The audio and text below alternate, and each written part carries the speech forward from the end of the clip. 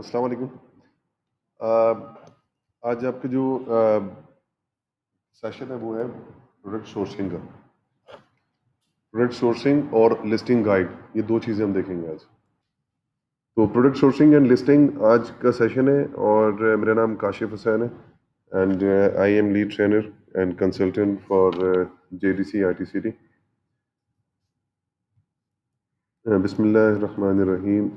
Sourcing के अंदर हम अपनी प्रोडक्ट जो है वो रिसर्च करने के बाद, वैलिडेट करने के बाद आइडेंटिफाई कर लेते हैं कि ये प्रोडक्ट जो है हमारे लिए सूटेबल है। और उसके बाद हमारा जो नेक्स्ट स्टेज होता है वो सोर्सिंग का ही होता है कि उसे हमने अब सोर्स करना है। और सोर्सिंग के लिए ज़रूरी नहीं है कि हम बाउंड है चाइना के लिए। सोर्सिंग हम किसी भी कंट्री से कर सकते हैं जहां से भी वो आपको आपकी प्रोडक्ट जो है वो आपके प्राइस के मुताबिक मिले, आपके टारगेट प्राइस के मुताबिक मिले। और मेक श्योर कि आपका जो सप्लायर है वो एक्सपोर्टर हो। ऐसा कोई सप्लायर जो कि एक्सपोर्टर नहीं है, हो सकता है कि वो मैन्युफैक्चरिंग के अंदर कोई फॉल्ट या कोई फ्लॉज या कोई ऐसा पॉइंट जो कि एक्सपोर्ट के लिए ज़रूरी हो, एक्सपोर्ट क्वालिटी को मेंटेन करने के लिए, वो डेफिनेटली रह जाएगा। उसकी वजह ये है कि वो मैन्युफैक्चरर जो है वो एक्सपोर्ट करता ही नहीं है, उसको पता ही नहीं है कि एक्सपोर्ट क्वालिटी क्या होती है। और sourcing is the process of finding products to sell. So this is next process. Once you found out the product, it means finding reputable suppliers to buy quality products at a good price, at a target price. आप वो पाकिस्तान से भी कर सकते हैं, आप वो China से भी कर सकते हैं, वियतनाम, हांगकांग, इंडिया, जहां से भी आपको मिले। एक कारोबारी आदमी के लिए जो है वो लैंड रिस्ट्रिक्टेड नहीं होता। आपने जहां से सस्ता आइटम मिल रहा है आपको, वहां से बाय करें और मार्केट में सेल करें। अच्छा, सोर्सिंग प्रोसेस फ्लो क्या होता है? हमारा पहला स्टेज ही प्रोडक्ट आइडेंटिफाई करना होता है। एक प्रॉफिटेबल प्रोडक्ट आप आइडेंटिफाई करते हैं, प्रोडक्ट सिलेक्शन फेज कहलाता है हमारा ये। उसमें सिलेक्शन करने के बाद आपके पास जो इसके बाद नेक्स्ट है, जो आप लोगों को मैंने अभी नहीं करवाया, करवाऊंगा, वो है प्रॉफिट कैलकुलेशन। राइट? तो प्रोडक्ट सिलेक्शन के बाद सोर्सिंग में जाने से पहले आप जो काम करेंगे वो करेंगे, प्रॉफिट कैलकुलेशन करेंगे। अगर आपके पास जो है वो एक प्रॉफिटेबल प्रोडक्ट आता ही नहीं है, डेफिनेटली आप क्या उसको कंटिन्यू करेंगे? नेवर। स्टेज पे डालता हूं मैं प्रॉफिट कैलकुलेशन। सप्लायर हमें लाजमी चाहिए। जो प्रोडक्ट हमने आइडेंटिफाई किया है उसके बाद सप्लायर ढूंढना, प्रॉफिट कैलकुलेशन करना। अगर प्रॉफिटेबल है, इफ 25% जो है वो आपको मार्जिन मिल रहा है, आप क्या करेंगे? आगे प्रोसीड करेंगे और इवेल्युएट करेंगे टॉप 5 सप्लायर्स और उनसे प्राइस नेगोशिएट करेंगे, उनसे सैंपल्स लेंगे आप। और सैंपल लेने के बाद, उस सैंपल को असेसमेंट करने के बाद आप क्या करेंगे? एक लिस्टिंग लगाएंगे, हम अमेजोन के ऊपर क्रिएट करेंगे डमी लिस्टिंग। उसका मकसद ये होता है कि क्या अमेजोन इसकी अगेंस्ट मुझसे कोई सर्टिफिकेट डिमांड करेगा। अगर अमेजोन आपसे कोई सर्टिफिकेट डिमांड करेगा या करता है तो आपको पहले से पता चल जाएगा। ऑर्डर प्लेस करने से पहले आपको उस सर्टिफिकेट को अरेंज करना है, आपके मैन्युफैक्चरर के पास वो सर्टिफिकेट होना चाहिए। तो ये एक हर्डल होता है, आपको पहले से पता चल जाता है। और अगर आप वो सर्टिफिकेट, वो चीजें अरेंज कर लेते हैं तो उसका मतलब ये है कि आप आगे प्रोसीड कर सकते हैं, आपको प्रॉब्लम्स नहीं आएंगी। और अमेजोन आपको कोई अगर 3 से 4 दिनों के अंदर कोई मैसेज नहीं करता, कोई ईमेल नहीं करता, या लिस्टिंग क्रिएट करते हुए कोई एरर क्रिएट नहीं होता क्या भाई ये चाहिए, और आप वो रिक्वायरमेंट पूरी नहीं कर पा रहे, तो first fulfil that requirement. Once you have that documents, आप श्योर करें कि आपके पास जो है एक कंप्लीट परचेज ऑर्डर जो है वो मेंटेन हो। जैसा कि मैंने आप लोगों को बताया था कि एक परचेज ऑर्डर जो है कंप्लीट जब ही होता है, सिर्फ ये नहीं होता कि हमने इतने ऑर्डर प्लेस करने हैं। एक रियल टाइम परचेज ऑर्डर जो है उसको आप किसी फैक्ट्री में जाके देखें तो आपको अंदाजा होगा कि एक रियल टाइम परचेज ऑर्डर होता क्या है। उसमें प्रोडक्ट का जो पहला पेज होता है वो आपकी क्वांटिटी से लेकर प्रोडक्ट डिस्क्रिप्शन से लेकर कितने यूनिट चाहिए, कितने कार्टन चाहिए, ये सारी चीजें होती हैं, किस प्राइस में बात तय हुई है। नेक्स्ट पेज के अंदर जो है आपके पास जो है उसमें उसका ड्राफ्टिंग एंड डिजाइनिंग होती है कि आपका प्रोडक्ट है क्या, उसके आपने पिक्चर्स वगैरह प्रोवाइड की हुई है, उसके उसमें अगर आपने कोई मॉडिफिकेशन या कोई एडिशन आपने दिया हुआ है तो उसको डिस्कस करना है आपने। थर्ड पेज में आपने इंस्पेक्शन को डिस्कस करना है कि भाई ये चीजें जो है वो इसमें चेक की जाएंगी, तो ड्यूरिंग मैन्युफैक्चरिंग जो है आपने इसको ख्याल करना है आपने।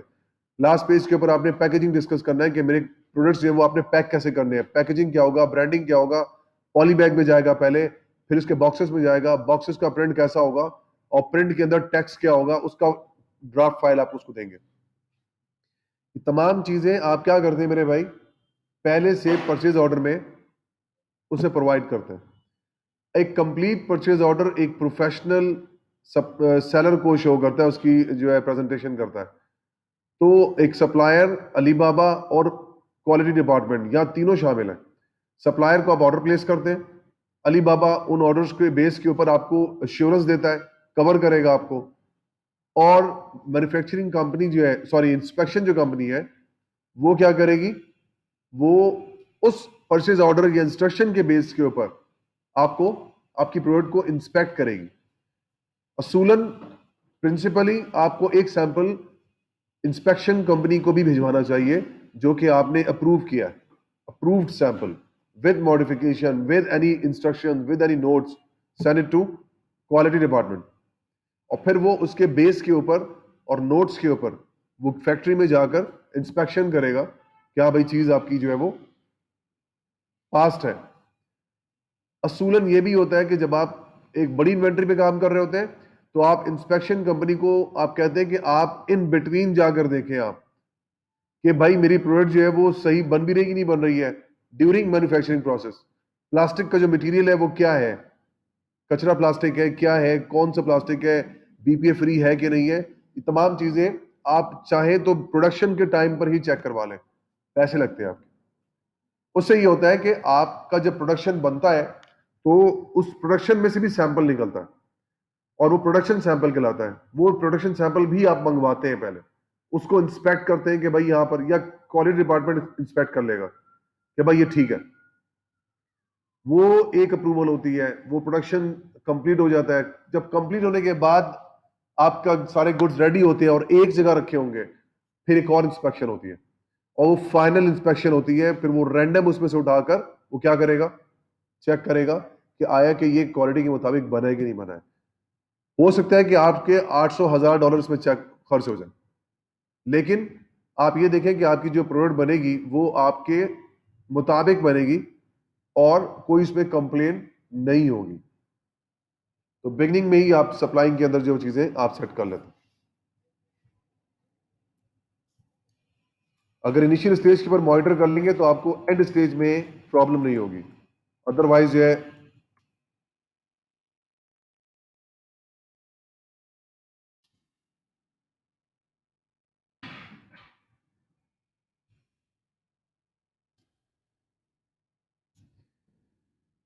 नेक्स्ट हमारे पास है वेबसाइट्स या सोर्सिंग वेबसाइट्स, सोर्सिंग प्लेटफॉर्म कि हम कहां कहां से सोर्सिंग कर सकते हैं।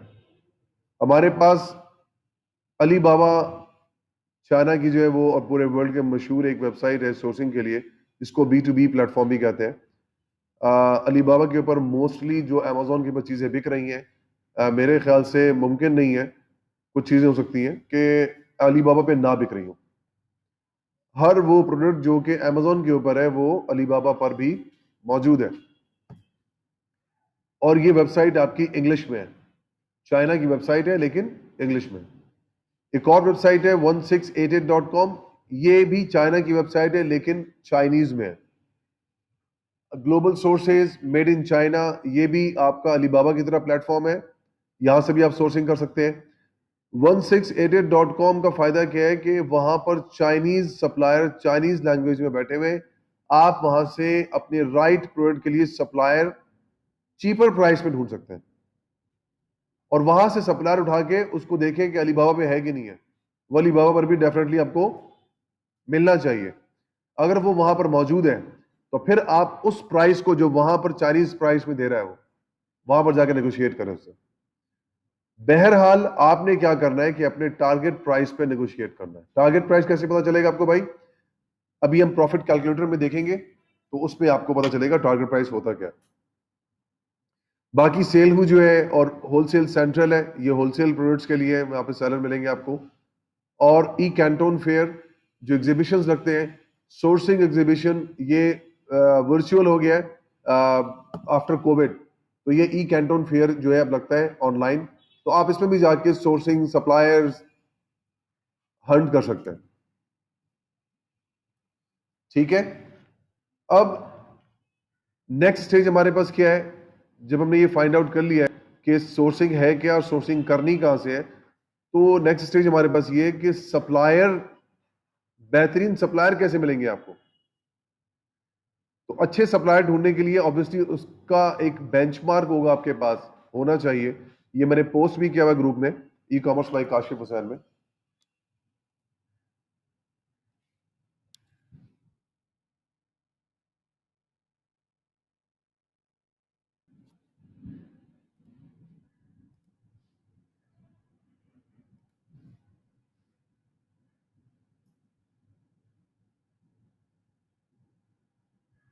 तो इधर पिन किया हुआ है फीचर्ड में, तो आप यहां पे उसको स्क्रॉल करें।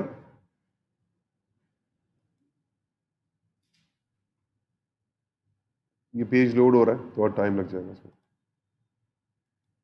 सारी चीजें यहां पर मैंने पिन की हुई है, ये देखें, ये रहा सप्लायर चेकलिस्ट। ठीक है, तो आपने मेक श्योर करना है कि आप ये ग्रुप ज्वाइन कर लें, अगर नहीं ज्वाइन किया हुआ आपने तो। उसके बाद अब मेरे पास बेंचमार्क है। बेंचमार्क के लिए अलीबाबा पर मेंबर टाइप होता है, मेंबरशिप टाइप होता है गोल्ड, गोल्ड मेंबर। तो आपका सप्लायर जो है वो गोल्ड मेंबर होना चाहिए और उसको 3 साल से ज्यादा हो चुके हो। ठीक है, आपका जो सप्लायर है वो आपको रिस्पॉन्स करे एटलीस्ट सेम डे या ट्वाइस अ डे, जो है वो आपको रिस्पॉन्स करे। ये रिस्पॉन्स रेट होना चाहिए। Trade assurance badge, verified supplier badge, ये क्या होता है अभी हम ऑनलाइन भी देखेंगे इसको। ट्रेड अश्योरेंस बैज ये होता है कि आप जब अलीबाबा पे ट्रेड कर रहे हैं तो उसकी श्योरिटी क्या है कि वहां पे ट्रेड सक्सेसफुल होगा, उसका कोई गारंटी ले रहा है। तो अलीबाबा वाले खुद गारंटी ले रहे हैं इस चीज की कि आप भाई यहाँ पे ट्रेड करें, वो विल गिव यू और प्रोटेक्ट यू। ये जो प्रोटेक्शन है उसका बैज जो है वो ट्रेड अश्योरेंस बैज है। इसके प्रोटेक्शन के लिए जरूरी है कि आप अगेन आपका परचेज ऑर्डर कंप्लीट होना चाहिए और आपको ये कोई बात परचेज ऑर्डर कैसे बनेगा, उसमें क्या होना चाहिए, कोई भी एक्सपीरियंस बंदा ही आपको बता सकता है जो कि लॉजिस्टिक्स में और जो फैक्ट्रीज में या इंडस्ट्रीज में काम कर चुका हो। आपको कोई भी जो है वो इस तरह से ट्रेनिंग 1000 लोग दे रहे हैं, किसी ने इंडस्ट्री में काम किया नहीं, वो सिर्फ अमेजोन पे काम किया उन्होंने, बस वो आपको कहते हैं यहां से लॉन्च करो, ये खरीदो और भेजो।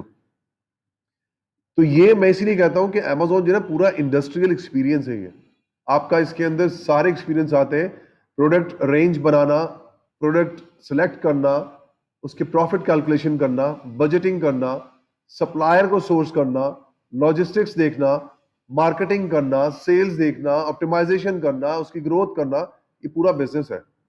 और बिजनेस आपको वही पढ़ा सकता है जो पीछे एक्सपीरियंस कर चुका हो। एक सुपरवाइजर हमेशा सुपरवाइजर होता है और एक इंजीनियर हमेशा इंजीनियर होता है। टेक्नीशियन को यह नहीं पता होता कि मैंने करना क्या है सिचुएशन में, क्योंकि उसने जो है वो इंजीनियरिंग की नहीं होती, उसने बस वो काम सीखा होता है, बस उसी पैटर्न पे चलता है वो। जबकि इंजीनियर है वो ड्राइंग लेके बैठता है कि भाई इसको आपने कैसे रिजॉल्व करना है, फिर वही आपको बताता है। तो ट्रेड एश्योरेंस बैज एक हो गया। वेरीफाइड सप्लायर बैज, ये क्या है? Amazon सॉरी अलीबाबा ने ऑन ग्राउंड जाके उस फैक्ट्री को विजिट किया है और उसकी डिटेल्स वेरीफाई की है, तब जाकर उसको वेरीफाइड बैज मिला है और वो वेरीफाइड डिटेल उसकी पेज पर मौजूद है। उसके बाद आपने देखना है कि 4.2 या 4.3 से प्लस रेटिंग होना चाहिए आपका सप्लायर। ट्रांजैक्शन लेवल इसको जांचने के लिए अलीबाबा डायमंड्स देता है और उसके जरिए आपने देखना है कि इसका ट्रांजैक्शन प्रोसेस कैसा है, स्मूथ है, कितने बैंड पर है। तो मैंने ये गेज किया है कि तकरीबन $1.5 लाख के ऊपर आपको 3 डायमंड मिलते हैं। तो हमारा जो टारगेट है वो क्या है कि कम से कम 3 डायमंड होने चाहिए आपके सप्लायर के पास। तो ये तो आपका क्राइटेरिया है। तो हम चल के अब ऑनलाइन देखते हैं।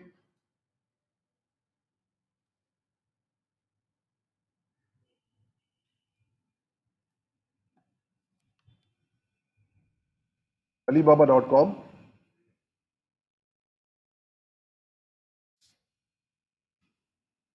मुझे एक चीज आप लोगों को और दिखाना है, तो एक दफा ये देख लें, उसके बाद इसका शॉर्ट मेथड भी आपको दिखा दूंगा कि इसका शॉर्ट मेथड क्या है।